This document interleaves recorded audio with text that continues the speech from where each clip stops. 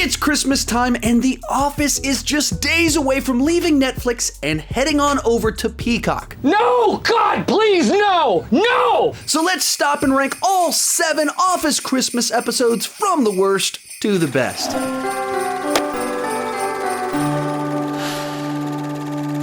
Hi, my name is Sean and I love to talk about movies and The Office way too much. With that in mind, go ahead and join me down below in the comment section. Share your ranking of all 7 Office Christmas episodes. My list isn't the right list, it's just my list, and I would love to see yours. And let's get started. In last place, Moroccan Christmas from season 5. Now this episode kicks off with a great cold open where Jim wraps Dwight's desk and chair in wrapping paper, and when Dwight goes to go and sit on it, I ought to be able to cut my way. Great little bit. However, all the main plot lines, not so much. So one of our main plot lines is that Phyllis is running the party planning committee because she's discovered that Angela is cheating on Andy with Dwight and is using it as leverage to be able to get to do whatever she wants. Eventually, Angela finds these requests too much, decides not to follow through, and so Phyllis outs Angela as a cheater. None of this is funny. It's not the stuff I particularly enjoy about this show, and it eats up a bunch of time in the episode. Then we have Dwight acting as a scalper who bought a whole bunch of this doll, and he's selling them to people.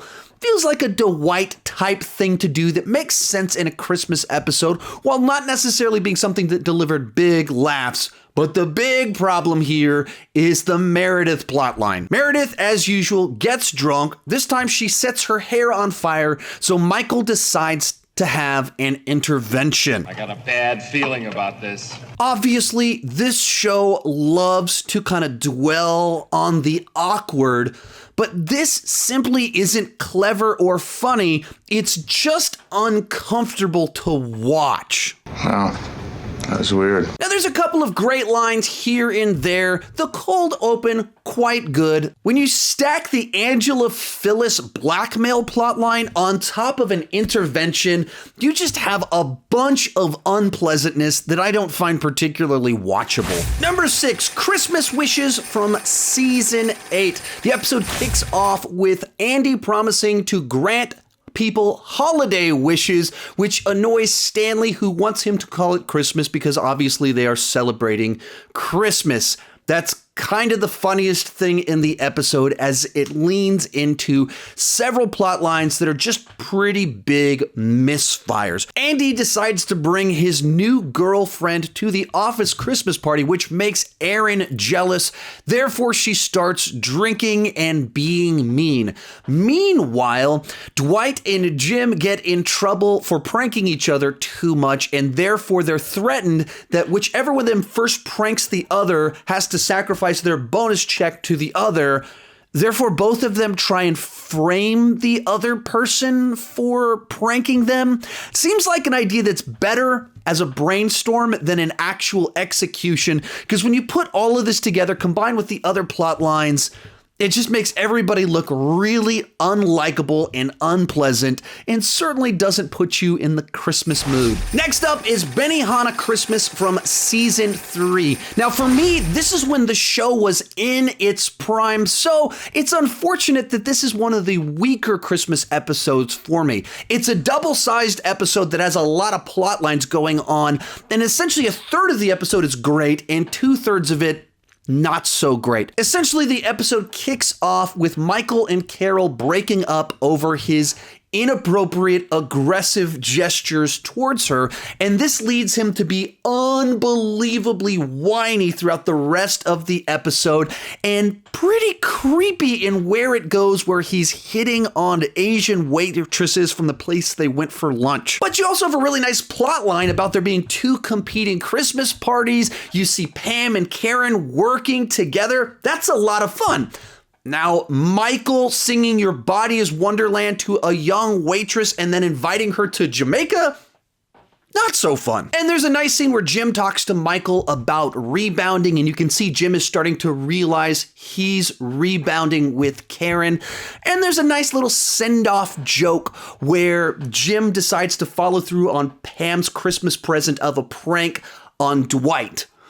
So there's definitely some great moments, but it's really soured by a very whiny Michael. Number 4, Secret Santa from season 6. This is another one that's a bit of a mixed bag. Jim allows Phyllis to be Santa for the office.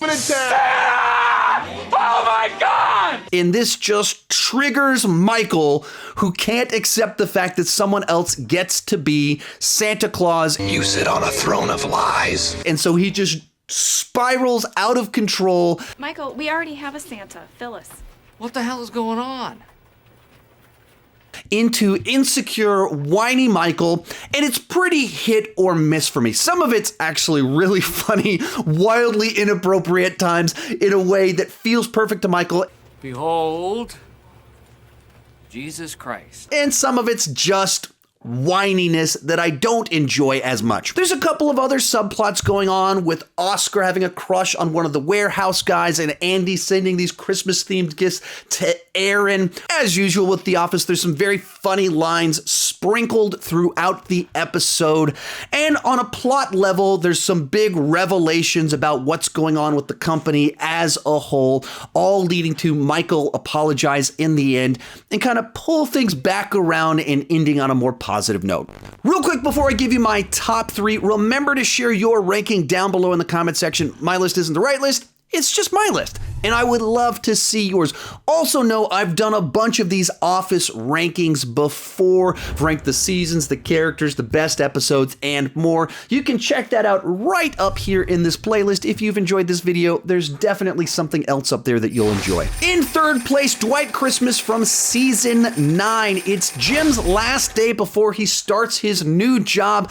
Everyone has forgotten that they're supposed to throw a Christmas party, so they vote on it, and Dwight's is chosen to pick the theme. So it sets up a bunch of wild, crazy Dwight Christmas antics and some nice office dynamics to where at this point in time their relationships were a lot more established. So Dwight's feelings kind of get hurt as Jim is trying to decide if he needs to leave. By the time you get to the end, it actually kind of has a sweetness to it as you realize everybody does care about each other, and Jim decides to come back and celebrate one final time to make sure that he ends on a positive note with Dwight.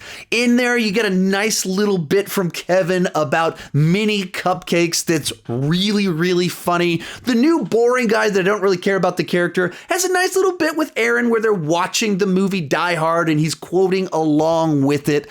As an episode, it has several plot lines that tie into stuff in season 9 that I really, really, really don't like. But when you watch it as a standalone episode outside of the context of season 9, none of that stuff really bothered me, and I thoroughly enjoyed this episode. It made me laugh and reminded me of so many of the things that I love about this show. Our runner-up, Classy Christmas from season 7. This one is another double episode, so there's a whole lot in there. It kicks off with a cold open of everyone trying to take a Christmas photo out front while it's really cold.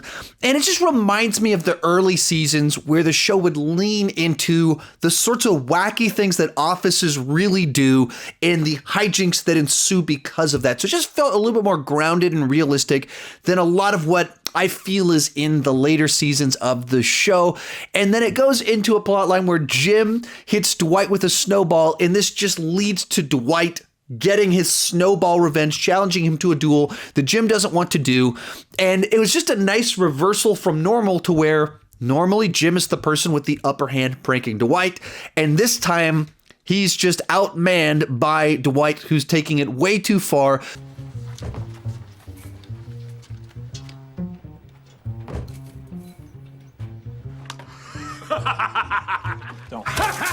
Going over the top, and in all of Jim's efforts to respond, he screws it up.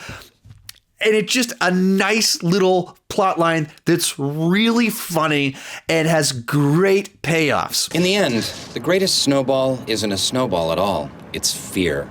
Merry Christmas. And then our other major plot line is that Toby has jury duty for the Scranton Strangler, which just in and of itself is a nice little subplot with a bunch of bits that go along with it. But because of this means Holly is transferred back. And so Michael decides that he wants to try and win her back through his many different grand gestures, a classy Christmas, but she's still with AJ and he's still Michael and very immature. So all sorts of whiny Michael hijinks ensue. You get the best and the worst of Michael, a bunch of great stuff from Dwight and Jim. So just a solid Christmas episode. But in first place, the Christmas party from season 2. Now, I have said it many times before, but for me, season 2 is the best of The Office when the show was about taking these highly relatable office situations and then just exaggerating them to comedic effect. And in the case of this episode, the idea of an office Christmas party where they're supposed to be doing a secret Santa and then the boss gets his feelings hurt when he doesn't get something that he likes, so he decides to change up the game, feels just close enough to reality that it balances everything perfectly. Of course, you have this whole subplot about Jim getting Pam for Secret Santa, and so he puts together this highly personalized gift for her based off his knowledge of her, that when Michael swaps the game around, it ends up in the hands of Dwight with amazing results. Okay, and pouring it directly into your nose, like so. Every single action and line is memorable. It's Michael at his immature and awkward best, and even has the nice punchline to the whole thing that what set all of this in motion is that Michael was the only person that got a bonus while everyone else is hoping to get a bonus. And so just kind of perfect balance of the relatable and the outrageous. To me, perfect Office Christmas episode. So it comes in at number 1. If you want more Office videos, check out that playlist right over there. If you want more Christmas related content, check out that playlist right down there. Thank you so much for watching, and keep talking movies and TV too much.